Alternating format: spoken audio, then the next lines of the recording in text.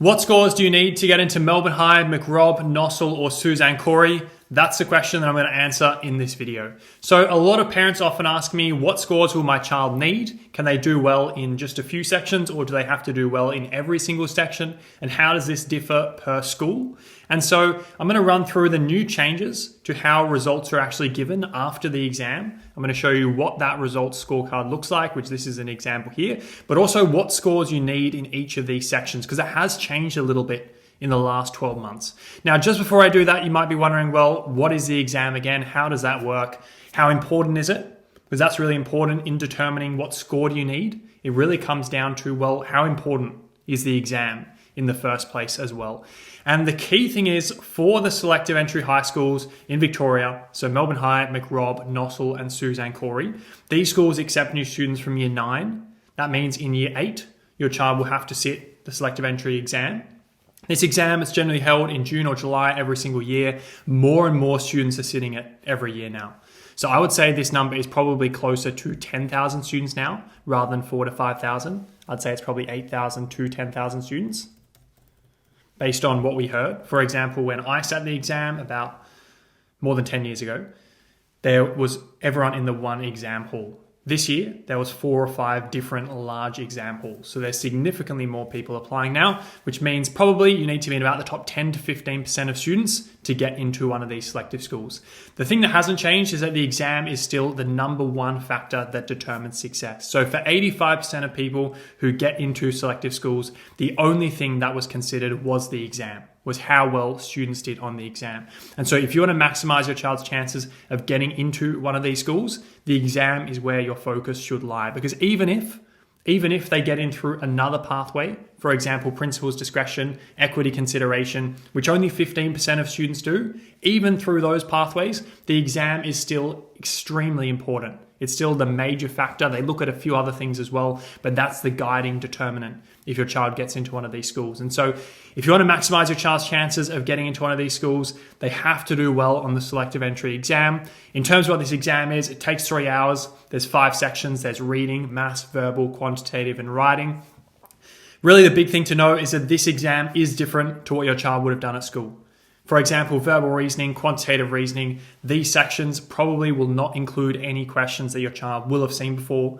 They're more of an aptitude test rather than something that's testing math skills or English skills.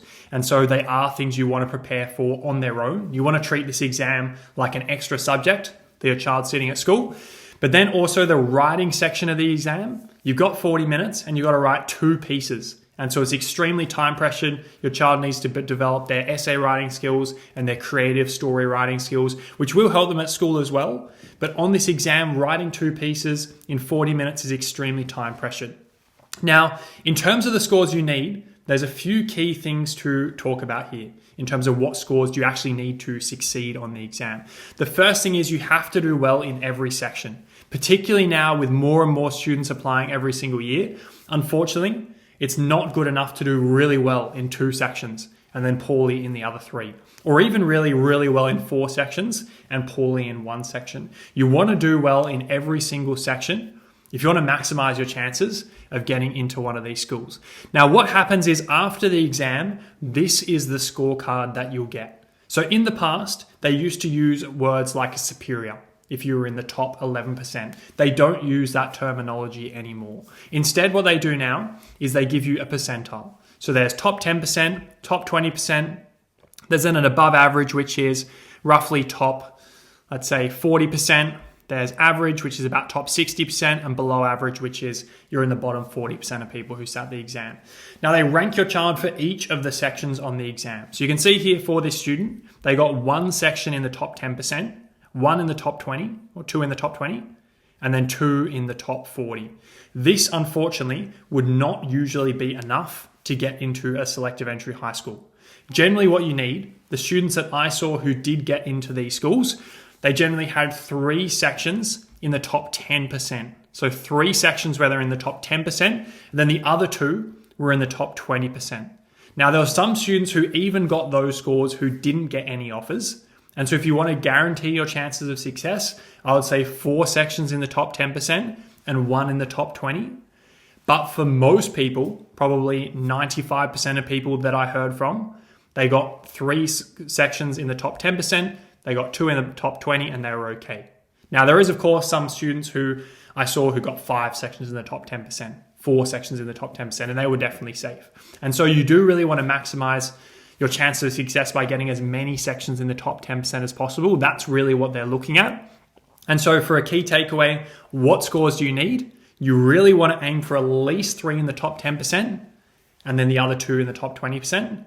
And that's going to give you a very good chance of getting into one of these selective schools. And so the question now might be, well, what can you actually do to help your child prepare for this exam and be in that top 10%? And what I've done is on this channel, there's a number of videos breaking down each section of the exam, going through the exam strategies that your child can use to get better at answering questions in these sections.